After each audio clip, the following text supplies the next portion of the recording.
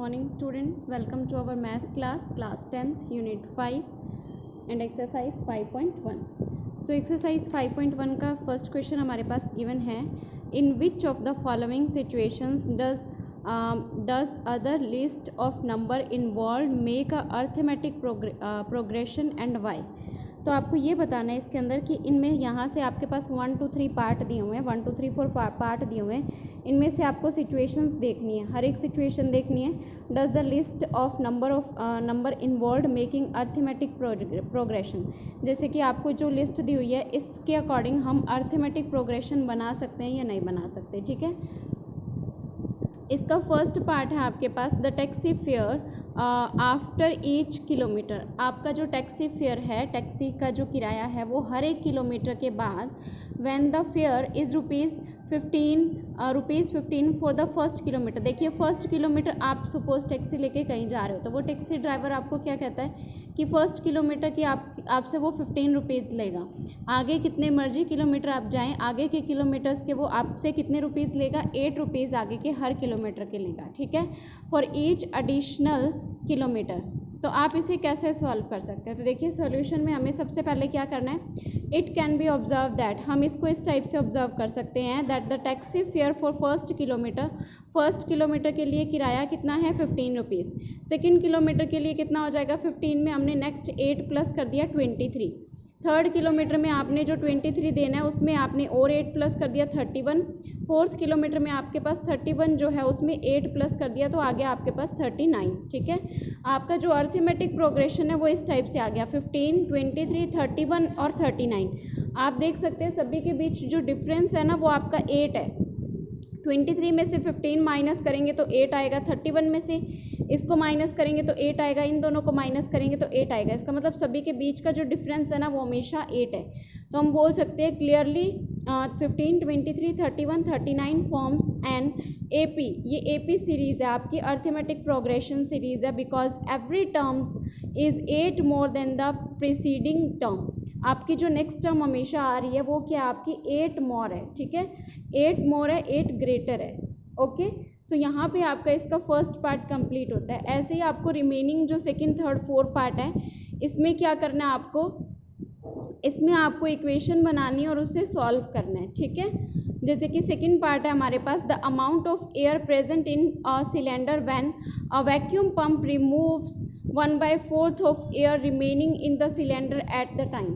तो देखिए आपको क्या दिया हुआ है, कहता है एट द इनिशियल स्टार्टिंग में जो एयर की अमाउंट है ना वो आपको क्या करना है, amount of air present in a cylinder. Cylinder के अंदर एयर की जो अमाउंट है वो प्रेजेंट है, वैक्यूम पंप के थ्रू प्रेजेंट की जाती है और रिमूव की जाती है 1/4 of air remaining, 1/4 air remain रह जाती है and cylinder at the time. तो इसका सोल्यूशन हम इस टाइप से करेंगे, let the initial volume, suppose हमारे पास स्टार्टिंग का उसका वॉल्यूम कितना है of air in cylinder V। तो इनिशियल वॉल्यूम जो है वो आपका कितना है V है। ठीक है, अब आपको नेक्स्ट देखना है इन ईच स्टॉक, हर एक स्टॉक के अंदर in each stock the vacuum pump remove 1/4 air.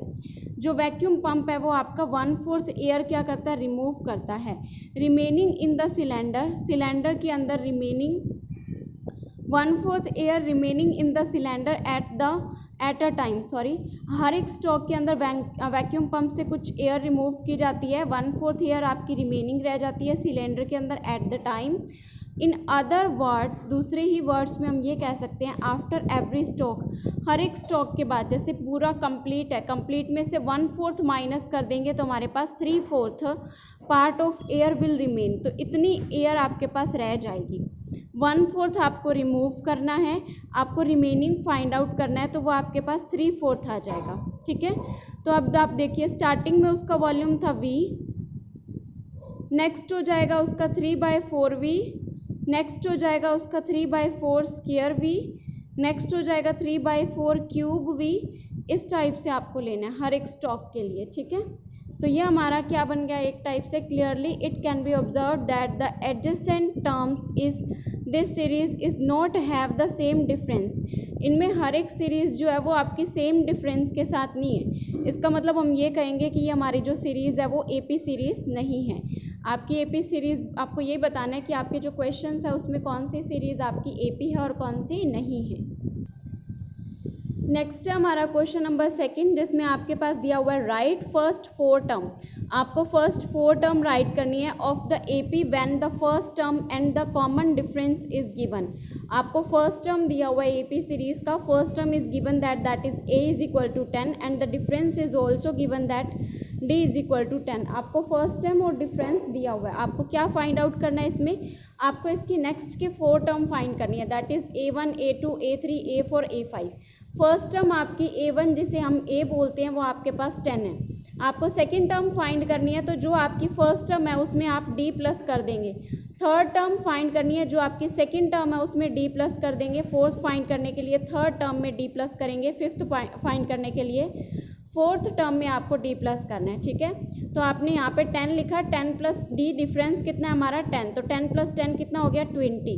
Second a2 की वैल्यू आपने 20 लिखी, 20 में आपने d को प्लस किया, d है आपके पास 10, 20 और 10 हो गया 30। थर्ड है a3 आपके पास 30, 30 में आपने 10 प्लस किया तो 30 और 10 कितना हो गया आपके पास 40, वो इसका आंसर आ गया। नेक्स्ट a4 है आपके पास 40, 40 में d है आपके पास 10 प्लस किया तो आपके पास 50 आ गया आंसर, ठीक है।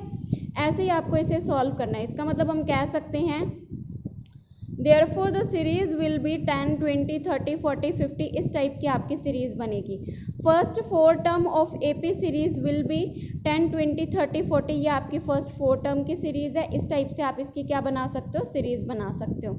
नेक्स्ट हमारे पास इसका सेकंड पार्ट, जिसमें भी आपको a इज इक्वल टू -2 और d इज इक्वल टू 0 दिया हुआ है। सेम आपको जैसे फर्स्ट पार्ट सॉल्व किया बिल्कुल ऐसे इसको सॉल्व करना है, और इसके रिमेनिंग पार्ट भी आपको सेम सिमिलर इसी टाइप से सॉल्व करने हैं, ओके।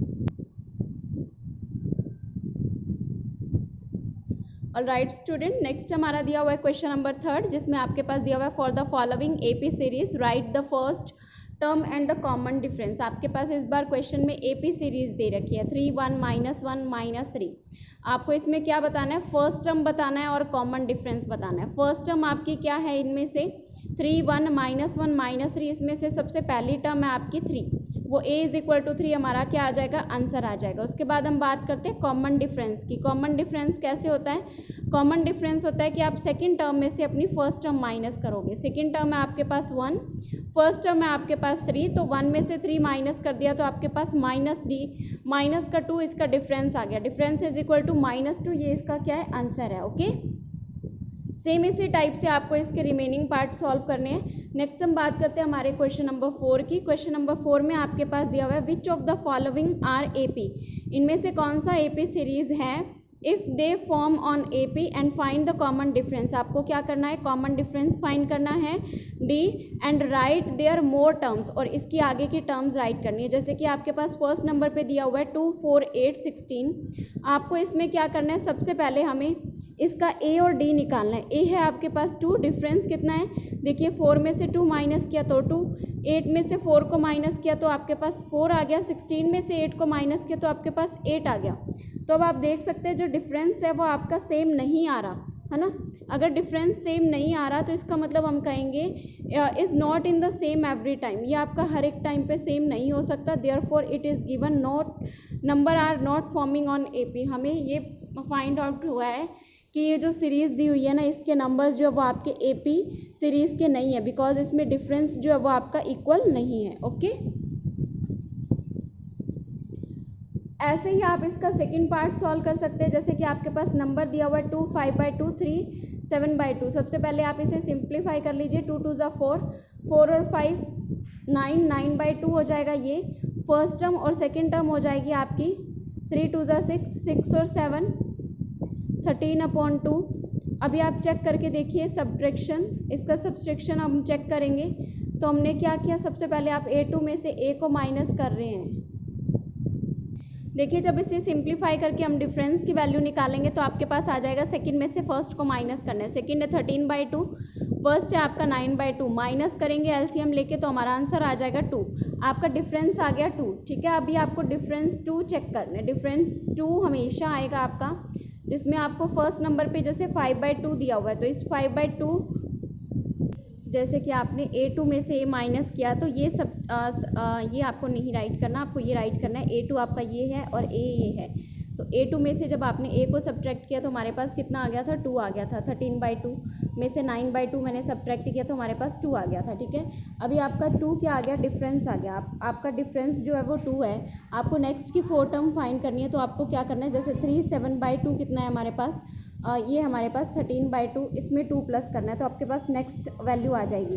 तो 2 2 ज़ा 4, 17/2 हमारी नेक्स्ट वैल्यू आ गई। उसके बाद इस 17/2 में हम 2 प्लस कर देंगे तो हमारे पास इससे नेक्स्ट वैल्यू आ जाएगी 21/2। ऐसे ही आप नेक्स्ट की वैल्यूज़ जो है ना वो फाइंड आउट कर सकते हो इसमें, ओके। सो इस टाइप से हमारा आंसर आ जाएगा। नेक्स्ट इसके रिमेनिंग क्वेश्चंस जो है वो आप ट्राई कीजिए, ओके स्टूडेंट। सो यहाँ पे हमारी 5.1 एक्सरसाइज कंप्लीट होती है। आपको कोई क्वेश्चन में प्रॉब्लम हो देन आप मुझे मैसेज करके पूछ सकते हैं, ओके। Thank you.